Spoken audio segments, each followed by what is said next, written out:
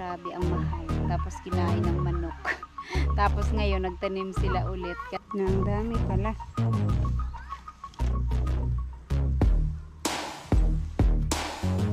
Ay guys, dito na tayo sa palayan dati ni Japper Sniper, no. Ayun guys, nandito na kami. At ayan yung kanilang abono. Complete. What's up guys? Ngayon po sila mag-aabuno. Ito yung tinamnan ng One Heart Farmers dito sa amin. Sila cute lola kasama. Nagtanim sila nito nung nakaraan. Tapos ngayon tumubo na yung mga mais. Kaya mag-abono na sila. Ang tawag sa pag-aabuno nila is inject lang daw. So nung nagtanim sila walang abono. Pero ngayon nila lalagyan ng abono. So dito, may mga nalagyan na sila ng abono. Itong whole area dito tapos na pala. Oh, lakaw. Follow ako. So, ayan, ang tawag sa pag-aabono nila is inject. So, hindi ko alam kung ano bang inject. Bakit inject yung way ng pag-aabono nila. Kaya pumunta ako dito para makita ko kung paano sila mag-abono, kung anong tawag sa inject na sinasabi nila. Ayun, natapos na sila mag-abono dito. Pati dun sa baba, sa palaya, natapos na rin. Nauna nila dong inabunuhan kasi mas sentro sa init doon, kaya nauna silang nag-abuno doon. Ngayon dito na at sa taas na lang yung hindi pa nila naabunuhan. Yun ang pupuntahan namin ngayon. Doon nauna na sila. Pati si Biang Gulay sumama din. Titingnan niya kasi farmers din si Biang Gulay sa lugar nila. Isa din silang grupo ng ng farmers. Hindi ko alam kung anong pangalan ng association nila, pero siya, may grupo din sila doon. Ayan guys, nandito na kami. At ayan yung kanilang abono. Complete at saka urea daw. Urea ma? Ammonium pala. Complete at ammonium. Ayaw magstay sa init las ha. Anang ay imimix. Alas, ayaw pa do las. Imimix pala yan. las. Ayaw sa dirang lang to. Las dire. So, ayan ang kaabono ni Kit Lola.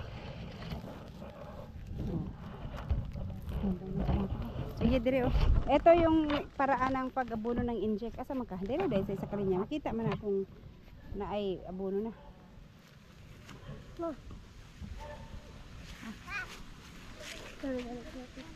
Ayan. Wait lang. Ayan. Diba dikit masyado sa puno? Di mamatayan? Dikit sa puno.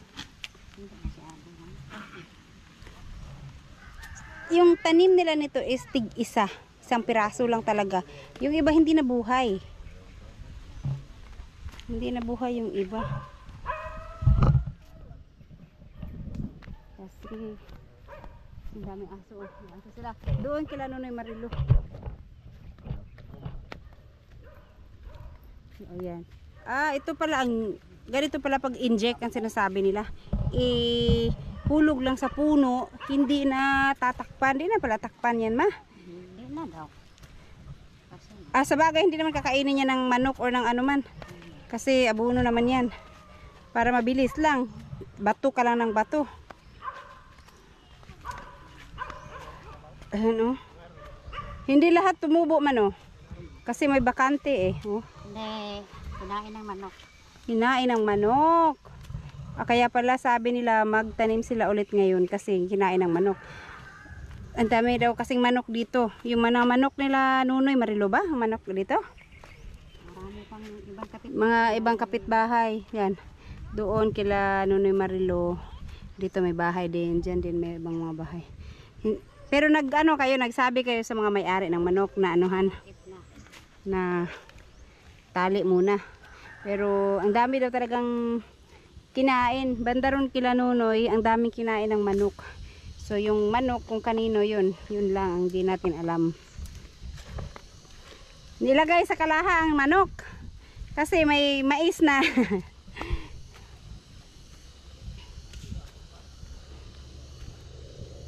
Dapat man nagsuot ka ng payong na yung lagay sa ulo lang ba? Mayroon dun sa bahay. Hindi mo pala dinala. Mita gani ko. Kalimut ko gasa ko na ako nakita. Meron yan. Bumili nga ako nun. Ilagay sa ulo lang ba para hindi mainit. Lalo ngayon oh. Sobrang tingkad na ng araw. Last 10 na siguro ngayon. Ang sakit na sa balat ng araw. Kumana ko anday. Pangistag mga tao. Wala man Sunday ngayon. Sabi nag-overtime. Wala. Tapos, ang tawag nito. Paano kung uulan kagaya kahapon? Sus, grabe ang lakas ng ulan kahapon. Tunaw ning abono. Abono diretsyo na. Hindi naman ano. Paswerte lang to. Kung matunaw, ma-observe niya. Ay kaso lang baka mamaya mapunta sa ilalim masyado. So yun ang pag-i-inject ng ano nila. Payat dito no.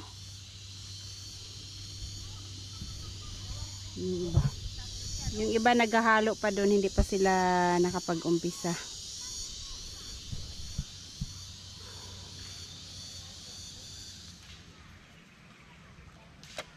Sa isang tao, ang anuhan ng abono, ang malagyan nila kaliwat kanan.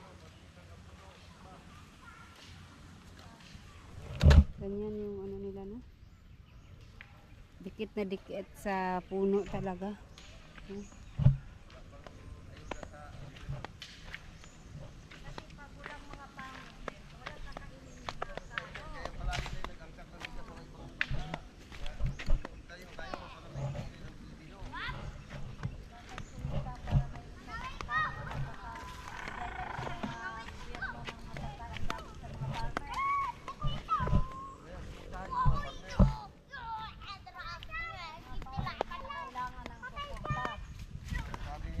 Go! Banat go! Kailangan may suporta yung pangis.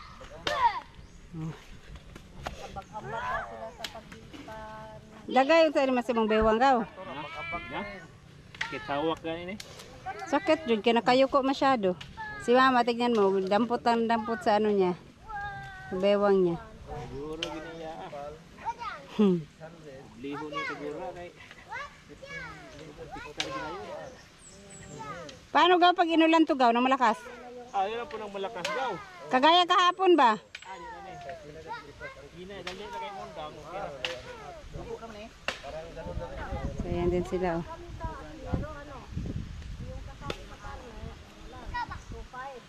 Pilit mo kay ganun.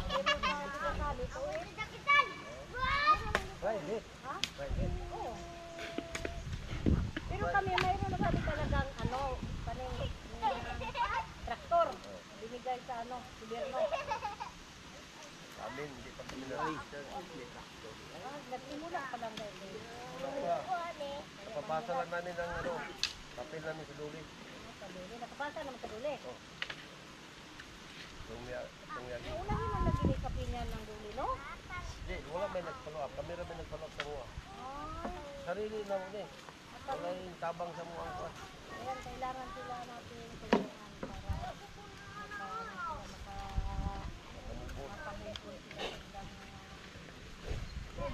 Ayan oh.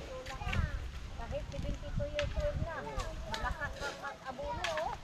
Ayan, nagkamili. Papamit pa rin kahit 2 years old na.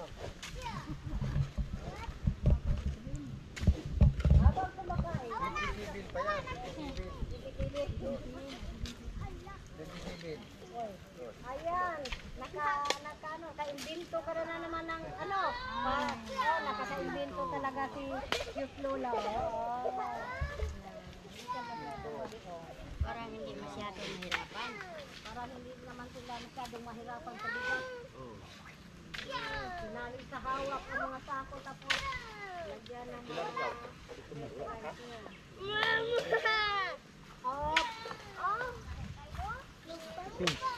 Pag-undang man na.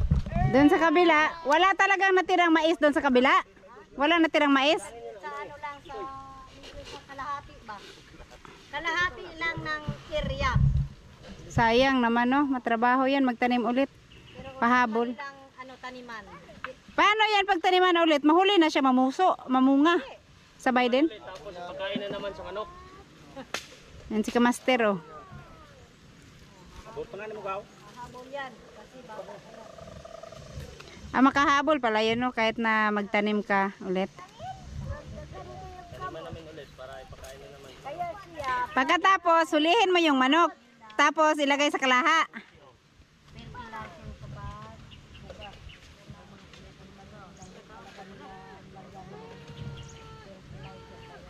Ang aga nila kanina pero inabot talaga ng init na. fertilizer. Kasi sayang, kinakain ng manok. No, di ba? Sayang yung abono. Kaya, ngayon, dinakop na ang mga manok. Lagay sa kawali. Ayaw magtatanim. Makahabol yan.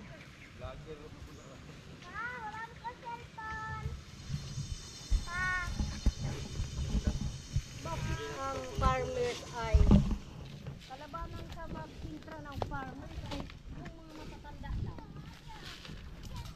Hoy, di ba baya po kutiguang? Ah, si Kamaster. Bata pa daw si Kamaster.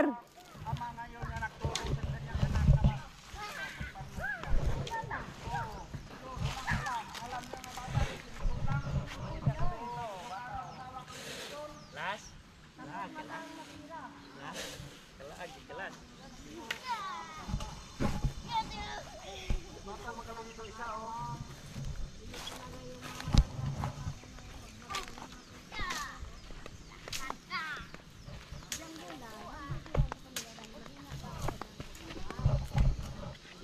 Dati yan, trabaho ko yan. Walang tigil na trabaho yan.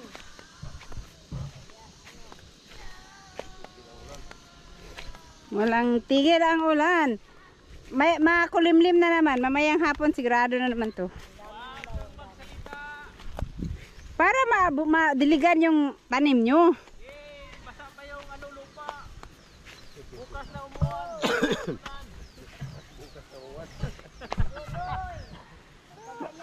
Sakit na yung ano.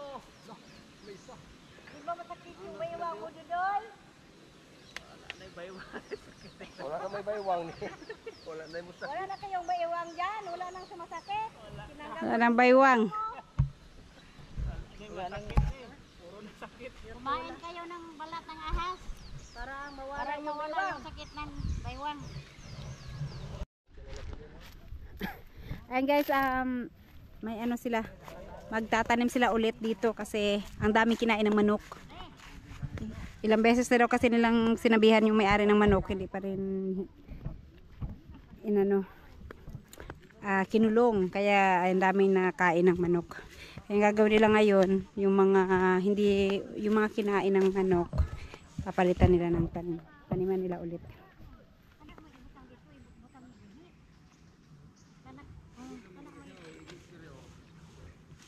Sakit na kayo ang init. Mamaak na. Ano, abunuhan na muna. Abuno, tapos tanim. Masago ning abono ani sa kuan.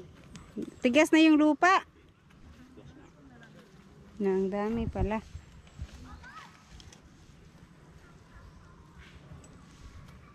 Palingkod lagi siya palingkod. Butang ang abono. Ayun. Andayon o mais. Ayan, oh. Lagyan mo na ng abono, tapos lagyan ng mais. Isang piraso. Mo na gini. Kay ikaw mag.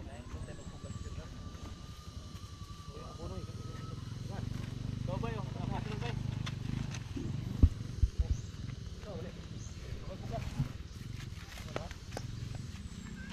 Among ka dapit.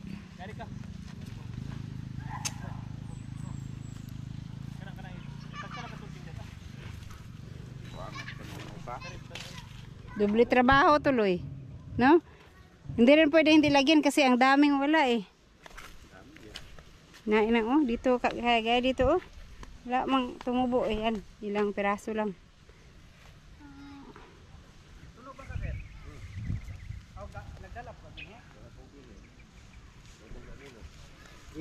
Ihumbis gina inyong trabaho. Ayun tumigito. Dito. Ihumbis gyud. Abono. Tapos mais. Takpan, tapos mais. Nyagkano na po ng manok? Sardi sa kabayan. Bihira. Kaninong manok? Kaninong manok ba yun, Kamaster? Kaninong manok? Wala nung tanandaan eh. Tanana. Kay Nunoy pala yung manok. Sabihin mo kay Nunoy, ilagay na lang sa kawali yung manok. Di ba ano yan, pag sa ganyan, pwedeng bayaran nila yung na-damage? Oh, silo pa naman. Ano, first offense, magtanong mo otro. Second offense, tanong rin po otro. Si Kanope, wala na. Wala na ikuan. Wala nang patawad. Yan patawad, bayad na. Wala nang patawad sa mikrobyo. Ako hinos bagtok dito sir. Ah, Hinos bagtok. di man makaon. Di makaon ng manok, dakpo na dito ang manok kay ilagay sa kawali. Kawali na lang manok dito. Alagi na. Hala, tibuok na dire nga kinahanglan tamnan. Ano sige, may pagbilin na. Ah, May tinumban. Oh, tinumban. Yan ay, may buluhan mo. sus. Ito yung nakakapagod. Mag-ulit. Pati dito daw, lalo na dito.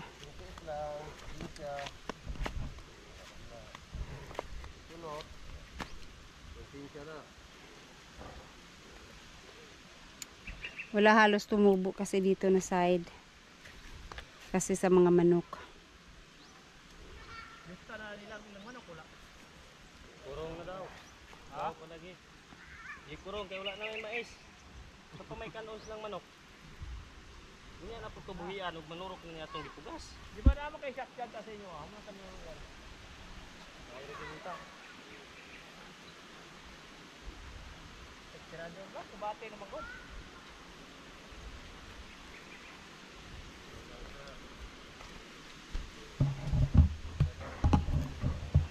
Pero matapos nyo rin siguro to bago magtanghali. Ay hindi rin, alas 11 naman ngayon. Malaki pa to oh. Matagal kasi magtatanim sila tapos mag-abono. Baka kailangan nila itong balikan mamaya after lunch.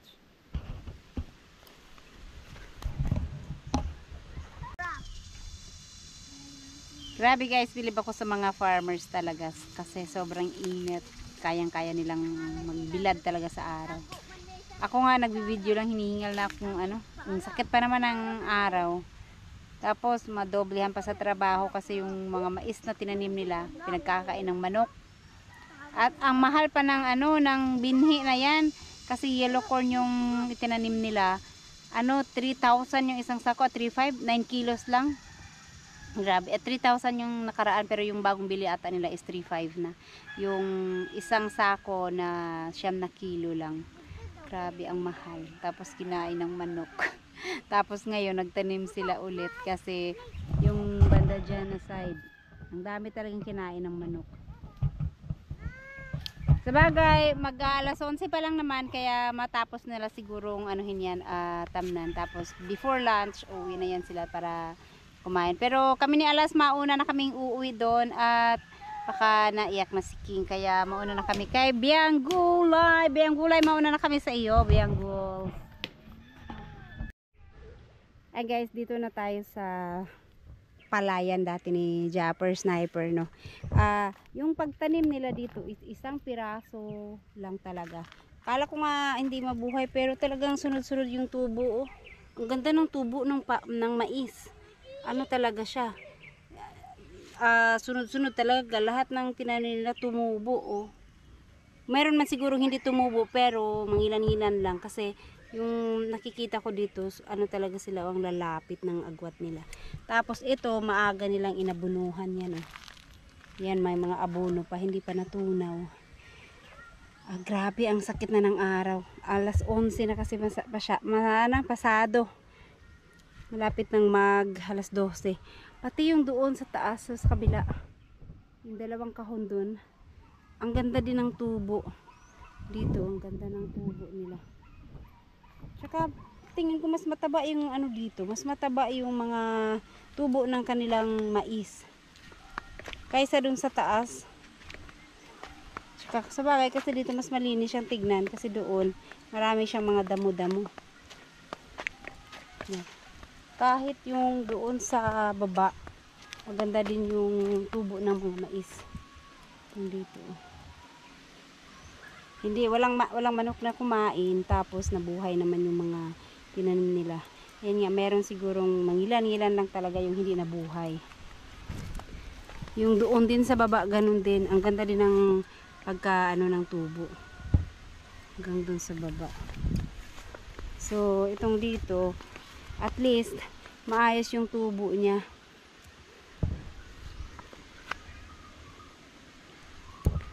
Yan.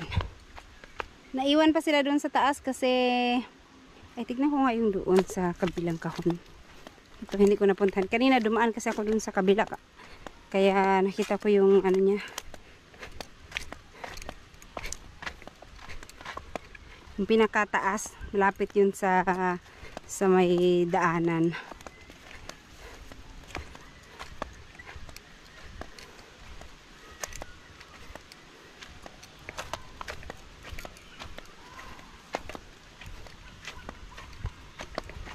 Oh, ayan. Ito lang dito, hindi ko nakita. Kasi doon kami dumaan kanina. May pinuntahan kami doon kanina tinignan. Yan. Dating palaya ni Japper. Na ngayon ay mais na. Pero, mas maganda nga siya kung mais. O, kagaya ngayon, wala pa rin tubig kahit malakas yung ulan. Kaya, okay naman at saglit lang naman tong mais.